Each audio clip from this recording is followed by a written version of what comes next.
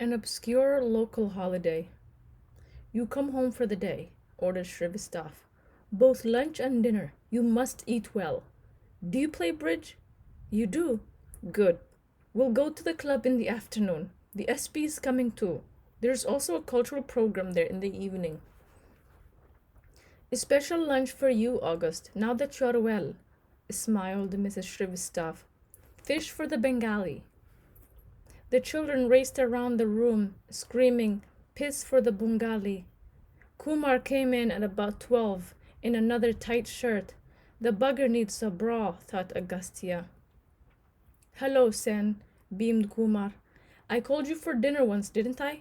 Very sorry I forgot, but my house is in a mess until my wife returns. What to do? At lunch, Mrs. Shrivastov said, Array, August, you eat fish like a real Bengali. Look, his plate is so clean. A real Bengali, repeated the daughter and leered at Agastya. Looks like your mother's side couldn't corrupt you, said Kumar. Only Shrivastov seemed to feel that the topic might irritate Agastya. He said, Diraj, you're going for the Forrester picnic, aren't you? Of course. Should be fun. And the district officers can get together. But these Forresters, scowled Shrivastov, because he was now talking about office matters, seemed to suffer from some inferiority complex. Why can't they gracefully accept the fact that their job and position is far less important than that of a collector? Or, he added, mindful of those present, an SP. They always invite us for their functions and get togethers, as though we all have the same time for these things. He looked at Agastya. You see, in the picnic, how they behave. They will try and behave like equals, especially the wives. The picnic began to sound nightmarish. Oh, those forest wives. But August already has a few good friends among the Foresters, slipped in Mrs. Shrivastov. Agastya wondered if he could slap her and said, I hope this weather lasts till then. Ah, yes, the rains. It should rain more, so that we don't face any scarcity of drinking water later in the year. But if it rains too much, then that river will flood. Shrivastov smiled with tired complacence. A collector's job is monumental, but government has been wise in picking the right man for the post. That kind of smile. When you're assistant collector somewhere, Sen, you'll realize how, in a position of responsibility, you have to view things differently, in a practical way. Festivals, for instance, are not a time for relaxation and enjoyment at all. He half closed his eyes and shook his head. What we have to worry about then is law and order and the possibility of communal riot.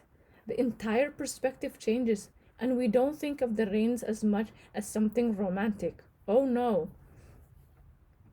Shrivastov, oh Shrivastov Sab, said Agastya silently. Oh, nobler than Atlas, the burden of the world rests on you. Everyone watched Kumar help himself to a second bowl of dessert. Mrs. Shrivastov even smiled. The daughter said, Kumar uncle will explode, then we can have him for dinner. While her parents shrieked at her, Kumar said, Club in the afternoon? No? The others will be there? Yes. Joshi telephoned to say they'd be there at 2. Sen plays bridge, he says. Oh, very good. Bridge is very important for your career, Bai. You partner Shrivastov Sab and play well. See what a good confidential report he gives you. Only he laughed. We must get the club going again, Ravi. Yes, but not with Antony's methods. Shrivastov neighed a laugh of disapproval and said to Agastya, That Antony, he gave the club a license for boozing. I cancelled that as soon as I took over. The club is for families, not for lonely drunkards. In Antony's time, no lady went there. It was not even safe. His own wife used to work and stay in Hyderabad, so Antony never bothered about other wives. The club became a bar in a Hindi movie, I tell you. Drunks reeling around and singing. He looked at Kumar. We have to encourage bridge and other games and cultural evenings. A district is generally not an exciting place. If officers' families cannot go to the club, where can they go? Kumar sprawled on the divan after lunch and belched gently. The daughter made no effort to hide her giggles. So Kumar Sab, when is Kumkum returning? Asked Mrs. Shrivastava. Not that you seem to miss her. Kumar seemed to be mentally preparing himself for a siesta. I am going in Dussehra, spend 2 or 3 days at home and then return with her. Shrivastava came in from the corridor, jangling the car keys. Shame on you, Diraj. What an example you set for Sen, sleeping after lunch. He has strange habits already, prefers the rest house to staying with us. Kumar struggled upright with effort. He probably has his reasons. Maybe he has already managed to contact a female BDO who he... Kumar winked. The others laughed. Shrivastava said, that rascal newspaper. Those buggers at the secretariat are taking so long to reply to my request. But Joshi says that the Dainik is going to publish a retraction and an apology. Good, that is good. But these fellows should be even more punished for behaving like this. The three of them moved out to the car. Mrs. Shrivastava and the children would join them in the evening for the music. How's your wife, Sen? Asked Kumar. For a second, Agastya wondered what to trump up. I'm not married yet, sir. I would have been married long ago, but my father disapproves of her. She's Muslim. You aren't married? I heard you were, that your wife is dying of cancer in England. Me? My wife? No, sir, there's some confusion. That's my cousin. Shrivastava drove and Kumar sat in front. Agastya watched the backs of their heads. Kumar's was round, on a two-tier neck. Shrivastava was balding. Suddenly he had had enough of Madna. He leaned forward and asked, Sir, may I go to Delhi for a few days during the puja? Okay, said Shrivastava. If you take casual leave, you can go for a maximum of 10 days. Those are the rules. We'll go together, Sen, decided Kumar, turning his head to its maximum of an inch. Agastya sat back as relaxed as though he had just climaxed. The small of his back throbbed faintly as with the passing of tension. Oof, this road, whined Shrivastava. These PWD engineers will never widen it. Ahead of them was the mess of traffic characteristic of the roads of Madna. But today, the problem seems to be that truck, said Kumar. Look at the way the bastard has parked it. The truck squatted like a bully on half the road that was in any case far too narrow for the number of vehicles on it. Shrivastava got out of the car. Come, Diraj. We'll go and teach that truck driver some road sense. On the road, Shrivastava and Kumar looked a little odd. Agastya realized that he had never seen them walking. They looked like ordinary citizens who hadn't got a rickshaw, one merely much fatter than the other. They passed cycles and scooters and cars and faces ugly with exasperation. As scooter grazed the car, the quarrel attracted a crowd that simultaneously increased the chaos and distracted the sufferers. But it felt good, thought Agastya, to walk through stalled traffic. It made one believe that one was somehow gaining on the world and had been wise in a practical kind of way. The truck was abandoned.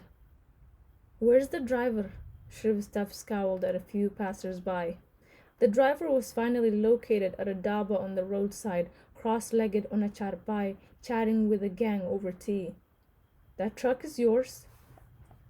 A small crowd of the usual idlers had formed around Shrivastava and Kumar, for both were used to command and years of it had tinged each syllable. They spoke with a sense of their own importance, an attitude that was mesmeric. Yes, he looked like any other truck driver, aggressive in lungi and kurta, permanent blood-tainted eyes, dedicated to being mean and tough. You've parked in a very wrong place. The driver looked at his friends and said, Toughies, these ones. Not toughies, you are talking to the collector and the SP of Madna. The driver left his tea, put on his slippers, and in his hurry, Augustia very happy was very happy to note right foot in left slipper and ran clumsily towards the truck. His friends stood up. The truck moved off at a great speed. Good, said Kumar. Shall also catch the bastard for speeding on a narrow road. Then, while Agastya stood there impressed, Shrivastava and Kumar lectured the disinterested assembly on the absence of road sense in Madna, and even in general in India. In Delhi or Calcutta, thought Agastya, this reaction from a truck driver is unimaginable unless some constables beat him up and take away his money, his license, and his truck. Back in the car, with the road in its customary chaos, Shrivastava decided to continue the lecture. You see, Sen, the power and the responsibility of the job? He was like a king in ancient India, smiled Agastya, walking incognito among his subjects, revealing his identity to do good and punish evil, the bugger. He had seen the club before on his late night run. Then the moonlight had attenuated its ugliness. An old building, a long veranda with arches for entrance, yellow peeling walls, the electric wires painted a dark gray. 5 tables set for bridge in the central hall, 3 games in progress. Joshi approached them, beaming servility. He was dummy at one table. I expected more people, scowled Shrivastava, stalking around. He liked crowds to greet him, even in a club. Some players scowled back their disapproval of the disturbance. They were from the electricity board and the thermal power station. Some were businessmen, all beyond Shrivastava's squeeze. Kumar and Shrivastava ganged up at one table against Agastya and an unknown. In minutes, Agastya identified him as the club type. In the halcyon days of Antony's reign, he would have been integral to what Shrivastava had called a scene from a Hindi film, drunkenly reeling and singing songs. Tall and thin, sleeves rolled up to just below the elbow, handlebar mustache, pan-ravaged teeth, small dead eyes. He was too used to the club, and probably drank at home before spending his hours there. He would be ready for anything: bridge, tambola, gossip, billiards, table tennis, badminton. He didn't sir either Shrivastava or Kumar, so he was immune too. What convention? He asked Agastya. Goran, if that's okay with you.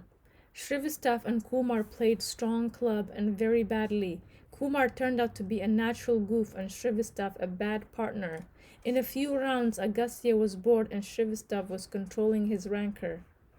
He couldn't shriek at an SP, and Agastya felt sorry for any subordinate who ever partnered with him. He daydreamed about his Delhi visit in snatches, and he and his partner sailed 2 rubbers ahead. The afternoon was intolerable. Shrivastava's mood worsened. Their post-mortems after every game lengthened and grew more rubbishy. At last the partner was called away to help with the arrangements for the music, but Shrivastava hadn't had enough. He summoned Joshi from the other table. We want another partner for Sen. You join us. Fortunately, Kumar refused to play, pleading exhaustion. Silent and grim, they all went outside for tea. Agastya was enraged at himself for agreeing to the afternoon, for being in Madna, for a job that compelled him to be polite to Shrivastava and his wife, for being in the job he was, for not having planned his life with intelligence, for having dared to believe that he was adaptable enough to any job and circumstance, for not knowing how to change either, for wasting a life. He watched the chairs being arranged in rows and the tables being hidden by bedsheets, and couldn't believe his future. Outside, Shrivastava and Kumar became officious and soon began bossing the preparations. In a short while, they were quite enjoying themselves, arguing about the arrangement of the chairs, the carpets on the stage, the angle of the lights.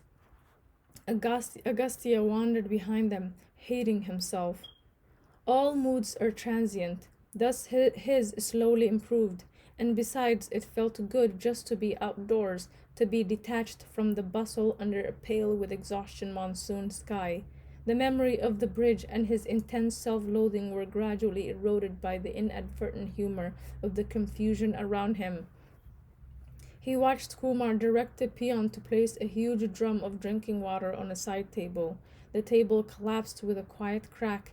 The drum slid off, in slow motion as it were, and landed with a great dull thump on a rug. The water gurgled out happily and endlessly, like some secret source of a river.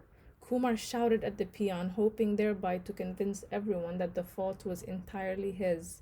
The peon heard not a word, went to the edge of the cricket field, took off his wet pants, spread them on the grass to dry, and returned to the bustle in his long underwear.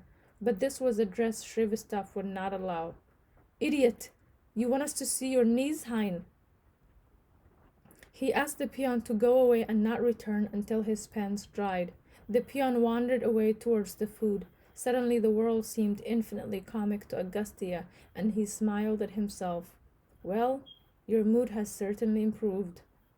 He sat down on the edge of one of the last rows, away from Shrivastaf, Kumar, and their bossing. That men are at some time masters of their fates now seemed a seductive untruth, at best a half-truth. At what moments in time, he wondered, looking at Shrivastaf's mercurial profile, how could he gesticulate and scowl so much? His eyebrows were like worms in one's shit, real wrigglers, and speculating whether those cheeks beside the triangular sideburns would be soft if well boiled and stewed. He felt that one significant moment in time only retrospectively, glittering mocking jewels of past time that left in their wake only regret and consequent desolation, the first cause of a series of atonements and attempts at reparation. Most men, like him, chose in ignorance and fretted in an uncongenial world and learned to accept and compromise with or without grace, or slipped into despair. The human reason seemed so inadequate that afternoon. Augustia wanted his reason to show him the implications of an act before he committed it. I want to know in the present, he said to himself. I want my reason, and not even my intuition, but my reason to tell me, here you are now master of your time to come.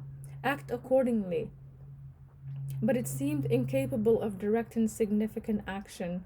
Once he had believed that it was good to be rational, but now it seemed that his reason could never answer the overwhelming questions or grasp the special providence in the fall of a sparrow.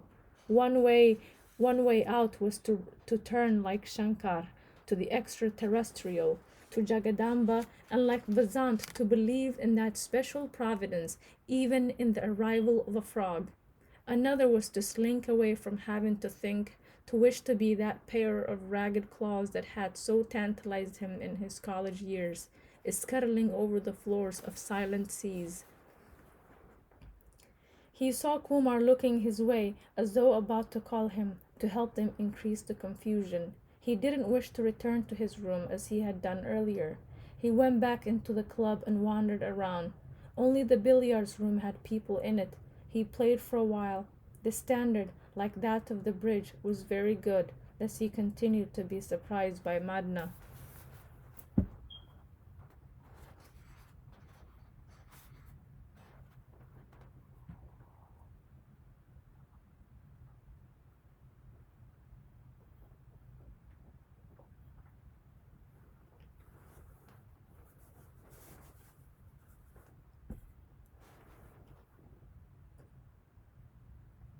People had begun to move in when he came out. The stage looked nice in the lights, a most unlikely outcome of the chaos of the late afternoon preparations. There was a set of drums, two electric guitars, a harmonium, a set of bongos, and he was astounded to see a small Moog synthesizer. Kumar was near the stage, fat and happy, surrounded by a group laughing at everything he said. Maybe, Augustia hoped, he wasn't saying anything funny, and they were laughing at him. Most people seemed to be dressed in their best, looking like raw sex, he remembered Madane's phrase, The evening was apparently a great social occasion for the families of the officials of Madna. Later, when he had seen a little more, he would modify his opinion. All excursions to the market, the bank, to someone's house for a movie were great social occasions in their arid lives. They dressed up and powdered their faces for all of them. He saw Ahmed before Ahmed saw him and ducked behind a woman, startling her not a little. The kids were all shiny and clean and weren't allowed to touch their hair. They all looked a little dazed. Some had Snoopy and Superman on their chests. The women seemed to have walked off the showcase of an emporium. One could window shop by just looking around. His mood improved even more when he saw Sati, Bhatia, and Mohan. Rohini couldn't come. He said she was not well, in an inconspicuous corner, looking cynical. "Idiot," said Sati, pointing at Shrivastava. Agastya began laughing helplessly, the afternoon draining out of him. "He's messed up the club. Once it was a good place to have a drink, play billiards, and waste time, but he's cancelled the license. Did he tell you that? He wants all the families to come to the club and chat with him or something. I can't understand it. This move of his to keep what he calls the non-officials out of the club. It's like the Raj. Natives not allowed." Sati laughed loudly, attracting a few glances. "And in this case, the natives of Madna not allowed. You officers are birds of passage anyway. Shrivastava will leave in a year and a half. We are the ones who stay here with the club. If we want to drink here, we should be allowed to. Anyway, Anthony used to drink with us. Anthony was okay. No pretensions to maintain Shrivastava's silly dignity of office. What does he think the club is anyway? A kind of haven of refuge from the wild town? If his family wants entertainment, why can't they hit the town? No, the collector mustn't be seen too often at movie houses and restaurants. He would be compromising his position." The peon who had taken off his trousers to dry had put them on again and was now carrying around a tray of soft drinks. Bhatia finished one glass in a single gulp and picked up a second. "Don't be angry with Madna, Mandy," said Mohan. "Tell me, August, do you know anything about the bureaucracy?" "No." "What is this British India chip on the shoulder that people like Shrivastava have? That's what he's trying to do, isn't it? With the club. It's going to be a place where officials who think they've worked their cocks off for a district in the day can go and relax in the evenings, away from the heat and dust, and meet other officials with similar delusions. They should leave Madna alone, to grow it as it wants to, and that includes the club. Always interfering. I used to like the club once." Just then a flurry of sycophants at the gate. Mrs. Shrivastava had arrived. Hers was the only car allowed into the club. "As though her arse would break if she walked from the gate," said Sati. Joshi and Co. trotted beside the car like modern, out-of-condition versions of some 18th century runners. Agastya smiled at the image, accompanying a queen's palanquin. Mrs. Shrivastava was in a pink and gold sari, looked rich enough to be Kanchipuram silk. Under the light, he again noticed the black bra beneath the pink blouse. With her makeup, her face looked a pale equivalent of a Kathakali mask. The kids followed, the boy whining. His new shirt lied and said, "I am a good boy." "How can anyone dress up like this for a club like this?" "She must have waited all week for this moment," said Sati. He was in an awful mood. That bastard told Gopalan Sati shouldn't be allowed for the picnic. But notice at the picnic how the wives behave. Gorapak's a lovely place, incidentally, especially the temple and the place where the sadhu stays. A man began cracking jokes over the microphone. Everyone moved towards the chairs. The musicians took their places. One guitarist cracked a few other jokes against the joke cracker. Fittingly, a child began to wail. "Do we have to see this rubbish?" asked Agastya. "It won't be rubbishy, not all of it. I've heard them before. The standard's quite good. said Sati. The choice of songs will be rubbishy, probably aimed at the highest common factor of this crowd. They'll have to include Hindi film songs to please people like Mrs. Shrivastava. Then even Mohan said, I think we should go somewhere and get drunk. I hardly get an opportunity like this. What decided them was Kumar's coming their way. I can't take that rhino, said Bhatia, and they all moved towards Sati's Maruri. Oh, Agastya remembered in time. I was supposed to have dinner with the Shrivastavs. Will you wait a little? I'll go and say I have a headache or something, that I'm going to my room.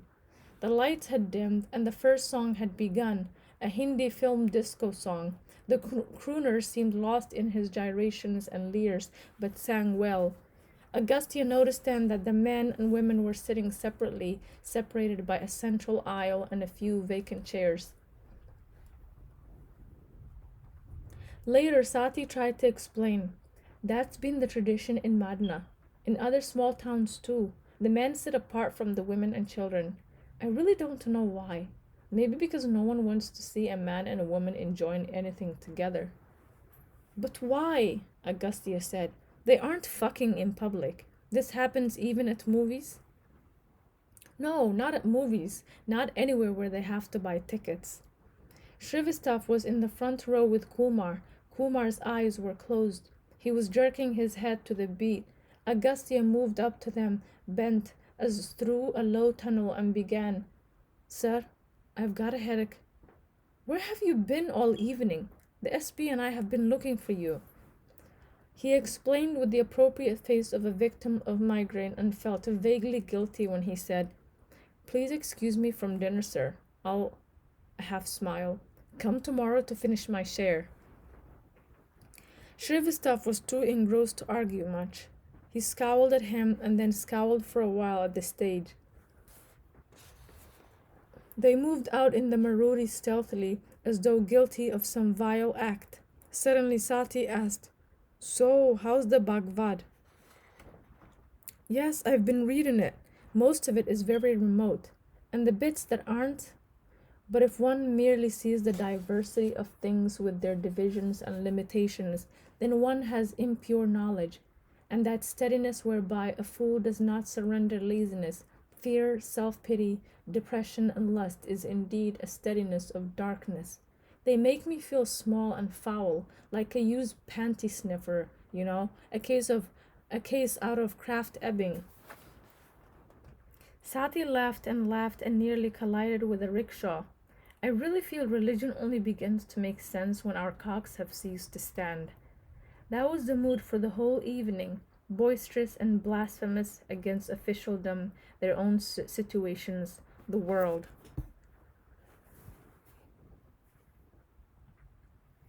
Agastya returned to his room late to find a letter from Drupo that Digambar had slipped under his door. Renu, that Punjaban I was fucking has gone to America.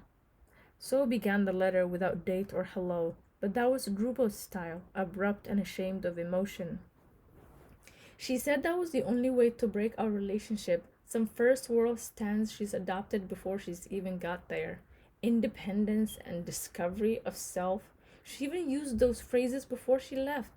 Beneath her tears she seemed to half enjoy everything.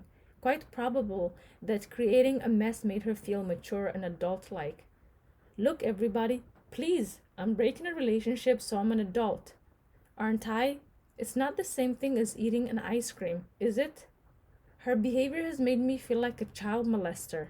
Come to Delhi for puja. If you go to Calcutta, the governor will take your arse for treating the bureaucracy like your pants, letting them down. The police are being very unreasonable with the dope peddlers here, so get some if you can. Drupo. Not a word about Madna.